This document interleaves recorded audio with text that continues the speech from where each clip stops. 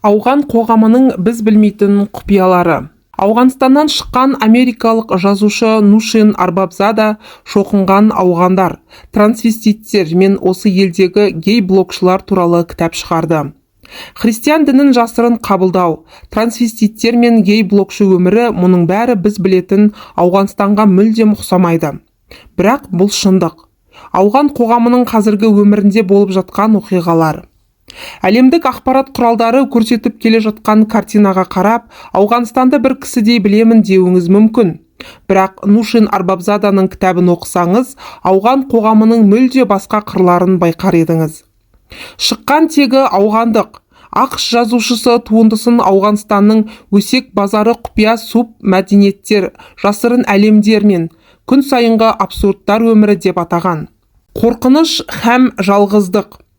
Нушин Арбабзада Ауғанстандағы гейлер өмірін зерттеген. Ол кітабында Ауғанстан гетеросексуалды некені, отбасы құндылықтарын бағалайтын ел.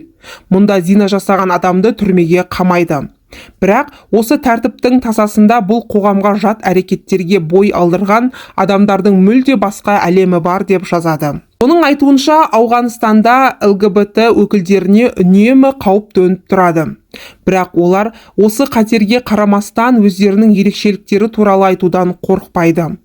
Ауғанстанда бір жыныстылар қатынасы ауыр қылмысқа жатады. Жыныстық азшылық өкілдері үйден қуылуы, тіпті ар-ождан қорғаушылары оларды жұрт алдында өлтіруі мүмкін. Гомосексуал екенін ашық айтқан алғашқы ауған азаматы Хамид Захер. Захер 2001 жылы отбасын тастап Ауғанстаннан қашып кеткен. Ол 2008 жылы Канадаға қоныстанып, қазір сонда тұрып жатыр. 2012 жылы Хамид Захер «Жиіркеніш сенің құйрығы кесілген шолақ жауың» деген естелік кітабын шығарды. Шолақ деп ауғандар әдетте ұлы жоқ еркекті айтады. Былтыр ағылшын тілінде жарық көрген бұл кітабында Захер қорқыныш пен жалғыздықта өмір сүретін гейдің өмірі және Пәкістандағы бір паркте кездестірген өзінің алғашқы махаббаты туралы жазады. Алайда бұлайша ағынан жарылу Захерге жақсылық әкелмеді. Оның отбасы бұл кітабын шығармауды талап етті. Қазір ол туыстарымен араласпайды. Осыған байланысты Нушин Арбабзада былай дейді. Ауғанстан қоғамы жұрттың бәрі бірдей болу керек деген талап қоятындықтан, бұл ережеге бағынбайтындар жасырын ғұмыр кешуге мәжбүр болады. Гейлер қауымдастығы осының бір мысалы. Ауған гейлерінің арасында үйленуге мүлде құлықсыздары бар. Бірақ олар қалыптасқан дәстүрге бағынып, дәстүрлі некеге отырады. Сөйтіп олар өздерін шектейді. Еркек шора қыздар.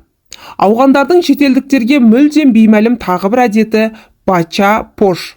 Дари тілінен аударғанда ұл болып киіну деген мағына береді.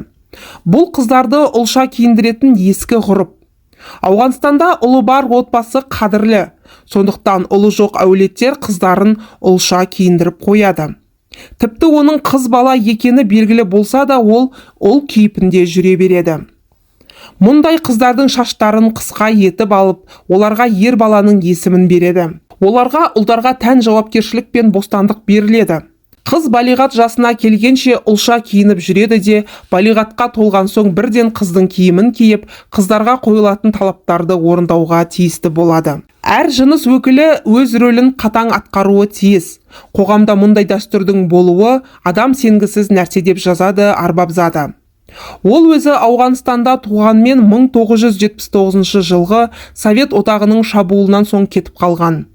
Оның айтуынша, Ауғанстандағы адам құқықтарын қорғаушы топтар бұл дәстүрді сынай бастаған. Себебі бұл әйелді жек көруге шақырып қана қоймай, қыздардың құқықтарын таптайды. Сонымен қатар бұл кітапта трансвестит еркектер мәселесі де айтылады. Осыдан бірнеше жыл бұрын Ауғанстанда полицияның әйел киімін киген еркектерді тұтқындайтын видеосы тарады. Бұл ауғандардың мұндайда бір әдеті бар екенін айқын көрсетті.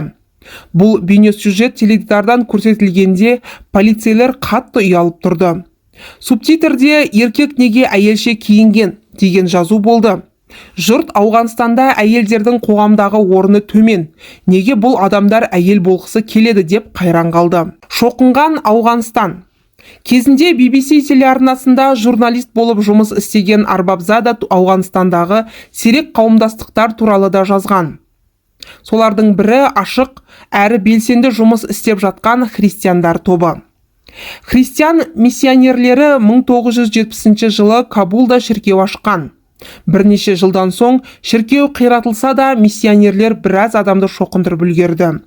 Содан бері ауған шіркеулері Скандинавия және Калифорния сияқты алыс аймақтарда ашыла бастады.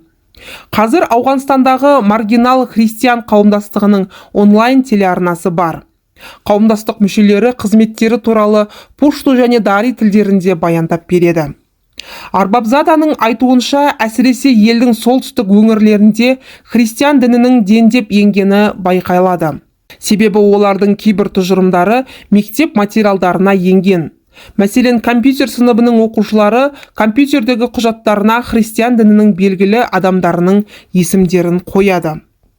Ислам шарттарын қатаң сақтайтын Ауғанстан сияқты консервативтік елде маргиналданған топтарға қысым қатты. Бірақ Арбабзаданың айтуынша, дәстүрге бағынбайтын адамдарды қолдайтындар да көбейіп келеді. Мұндай адамдар әр аулада бар. Мұны жұрттың бәрі біледі. Осы жайттарды зерттей бастағанымда басқа да түрлі мысалдар көбейіп кетті. Жұрт маған біздің осындай көршіміз бар дегендей жиі айтатын болды. Ауған қоғамында өзгеше адамдар аз болғанымен, олардың көбейіп келе жатқаны қуантанды. Мұны сабырмен қабылдайтындар да біртіндеп көбейіп келеді, дейді Арбабзада.